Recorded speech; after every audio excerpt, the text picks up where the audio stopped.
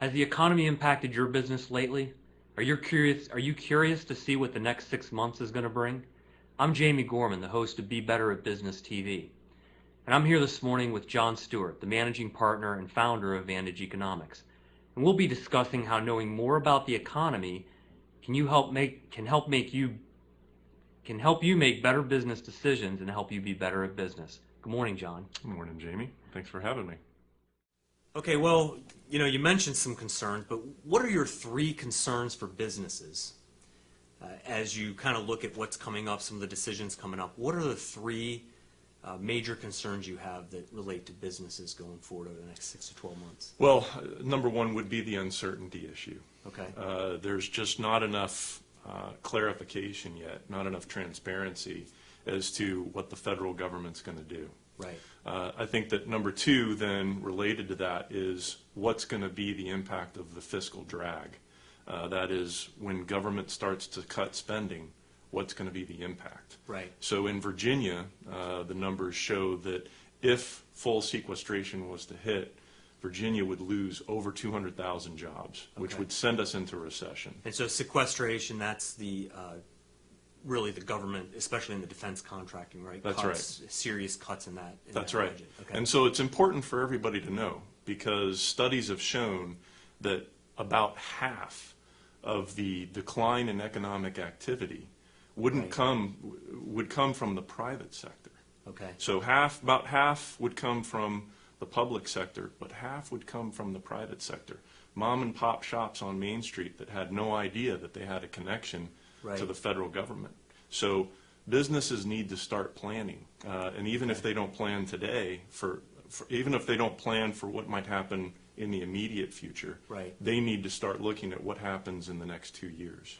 Yeah, so no matter what business you're in, it might be good to know out of your customers who would be affected by a huge cut in government spending. Absolutely. And it's not just directly with government work. It's not just a federal contractor. Right. It eventually bleeds through the whole economy. Okay. And so eventually you start to see the entire Northern Virginia economy start to slow as a result of this. Okay. So it will affect everybody to one degree or another. Right. Businesses today, right now, need to start developing contingency plans, looking at cash flow, looking at ROI, looking at what scenarios might play out if there's slower spending in the economy. Okay. And what other concerns do you have? I think that the biggest concern in terms of a 30,000-foot view is where's the growth going to come from? Okay. As we look 10, 15 years down the road, we need to counterbalance a lot of this activity, and growth has to come. So what are going to be the investments in science and technology? Right. The growth isn't going to necessarily come from large companies. It's going to come on the backs of small businesses. Right. Okay. And so we've got to create an environment that's conducive to small business growth. All right. And so, certainly in the 90s, the technology and kind of the industry kind of had that growth. And so we kind of need that next solid foundation of growth. Exactly. So technology, information, science, all these different things, we need better partnerships between government and private sector to figure out what are these innovations, how do we have some of that information and technology diffuse throughout the economy. All these complex issues need to be dealt with directly. Okay, great. Yeah. So having said all that, with kind of the concerns and what's looming or what's coming up, what opportunities are available, what kind of decisions should business owners be making right now? What should they be looking at, and what kind of specific decisions should they be making on a daily basis within their business?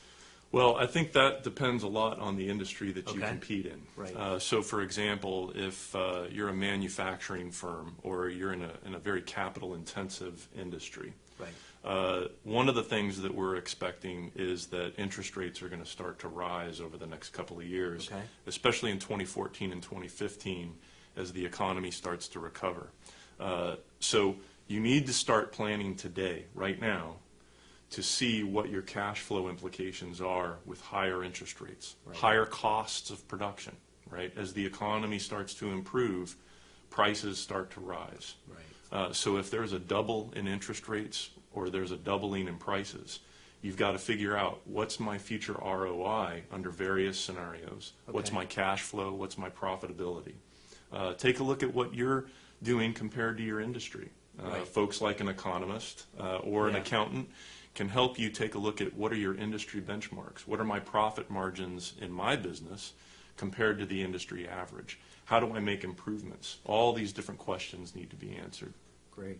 Yeah, so those are some important decisions, and of course tracking your cash flow. But it sounds like it's a lot of what-if analysis, right? I mean, it's kind of a what-if, and knowing what part of your profit and loss is related to interest rates, what part is cost of goods sold, those types of things, Right. and making sure that you're ready to be able to adjust those from a pricing perspective, or innovating to cut your costs so that you can absorb that as the economy moves forward. Exactly, and that's why we call them contingency plans. Right. Right? I mean, no forecast, I wish that I could say we're all perfect in forecasting, but we're not. So it's the development of what-if scenarios, contingency plans, what if interest rates double, what if prices double, Okay. what sort of implication might that have? What if a large contractor that you do business with suddenly goes out of business tomorrow? Right. What sort of implication does that have for your business? How are you going to sell to the private sector?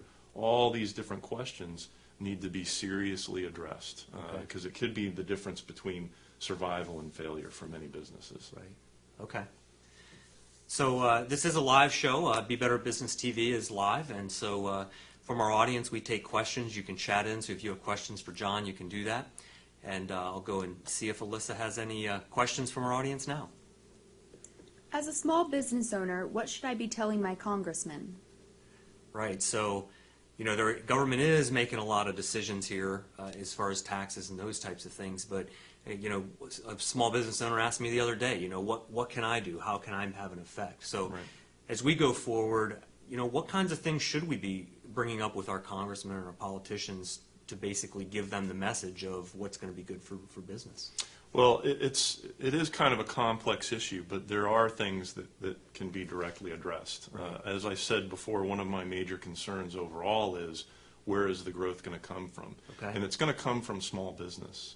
So I think that lobbying efforts that can take place by individual business owners to address that issue. Okay. What is it that you're doing to help the small business owner, especially in terms of taxes? Are they reducing taxes or increasing taxes? Okay. Are they making it harder to compete? Are they, creating diffusion of the larger companies, or are they concentrating more? Right. Is concentration of wealth and activity focused more on larger companies? Okay.